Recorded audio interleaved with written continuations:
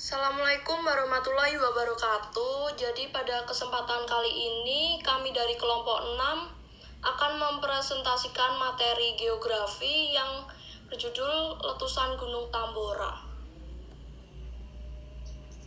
Perkenalkan, saya Nadia Putri nomor absen 23. Perkenalkan, nama saya nomor absen 24.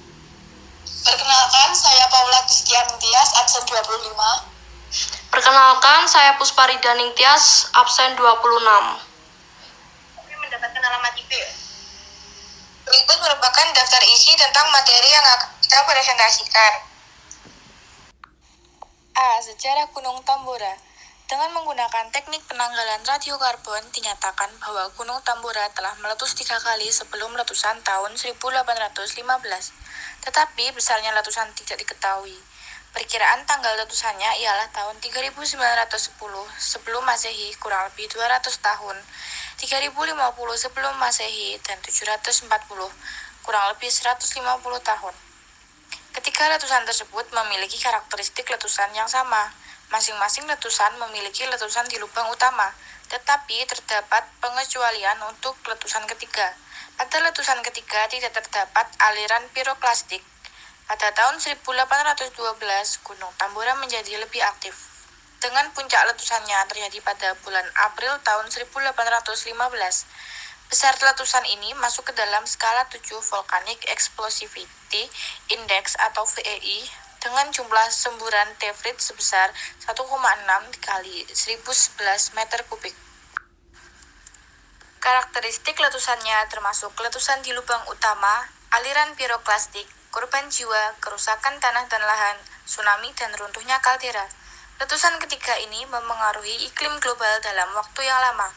Aktivitas Tambora setelah letusan tersebut baru berhenti pada tanggal 15 Juli 1815.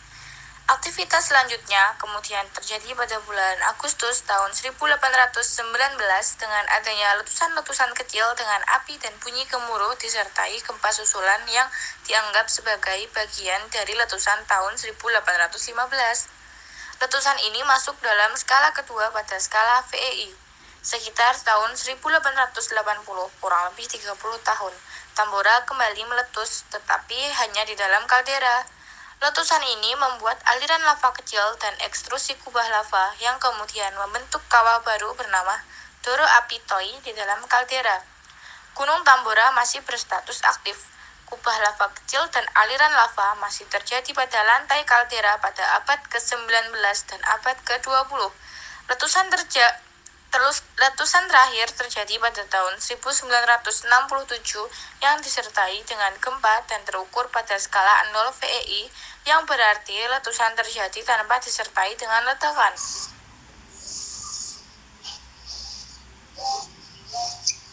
Waktu aktivitas vulkanis Gunung Tambora.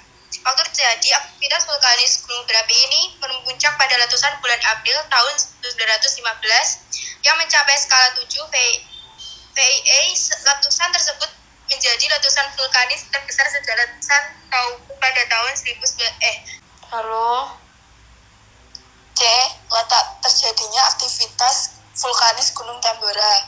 Gunung Tambora atau Tamboro adalah sebuah gunung berapi kerucut aktif yang terletak di Pulau Sumbawa, Nusa Tenggara Barat, Indonesia. Gunung ini terletak di dua kabupaten, yaitu Kabupaten Dompu yang mencakup lereng bagian barat dan selatan, serta Kabupaten Bima yang mencakup lereng bagian timur dan utara. Gunung Tambora terbentuk akibat zona subduksi aktif di bawahnya. Pada masa lampau, ketinggian Gunung Tambora mencapai sekitar 4.300 meter persegi yang membuat gunung ini menjadi salah satu puncak tertinggi di Indonesia dahulu. D. Pengaruh terhadap kehidupan setelah terjadinya aktivitas vulkanis Gunung Tambora. Pengaruh terhadap kehidupan, letusan tersebut menelan korban jiwa sedikitnya 71.000 orang dengan 11.000 sampai 12.000 diantaranya merupakan korban langsung dari letusan. Beberapa peneliti memperkirakan jumlah korban jiwa yang mencapai 92.000 orang, tetapi angka ini diragukan karena dinilai terlalu besar. Letusan tersebut juga menyebabkan perubahan iklim dunia saat itu. Tahun berikutnya, 1816, sering disebut sebagai tahun tanpa musim panas dengan adanya perubahan cuaca drastis di Amerika Utara dan Eropa akibat yang dihasilkan dari letusan. Peristiwa tersebut menyebabkan kegagalan panen dan kematian ternak massal yang pada gilirannya menyebabkan wabah kelaparan terburuk pada abad ke-19. Upaya mengatasi terjadinya aktivitas vulkanis Gunung Tambora.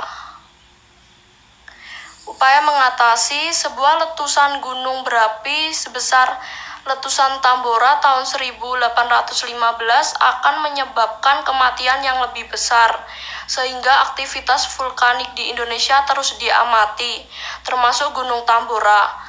Aktivitas seismologi di Indonesia diamati oleh Pusat Vulkanologi dan Mitigasi Bencana Geologi Indonesia. Pos pengamatan untuk Gunung Tambora terletak di Desa Doropeti. Mereka memfokuskan aktivitas seismik dan tektonik dengan menggunakan seismometer. Sejak letusan tahun 1880 tidak terdapat peningkatan aktivitas seismik. Pengamatan terus dilakukan di dalam kaldera, terutama di kawah Doro Api Toi. Pusat Vulkanologi dan Mitigasi Bencana Geologi telah menegaskan peta mitigasi bahaya Gunung Tambora. Dua zona yang dinyatakan adalah zona bahaya dan zona waspada. Zona bahaya adalah daerah yang secara langsung terpengaruh oleh letusan, aliran piroklastik, aliran lava, dan jatuhnya piroklastik lainnya.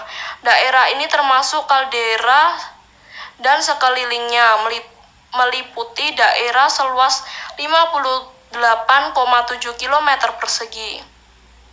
Orang dilarang tinggal di zona berbahaya.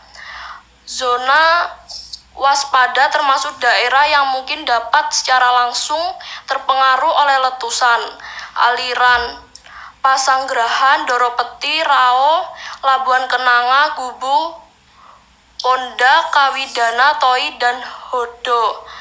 Sungai yang disebut Sungai Guwu yang terletak di bagian selatan dan barat laut Gunung Tambora juga dimasukkan ke dalam zona waspada. Gambar aktivitas vulkanik Gunung Tambora. Berikut gambarnya. Oke, sekian presentasi dari kelompok kami. Ada kurang lebihnya mohon maaf. Terima kasih telah menonton. Wassalamualaikum warahmatullahi wabarakatuh. Waalaikumsalam warahmatullahi wabarakatuh.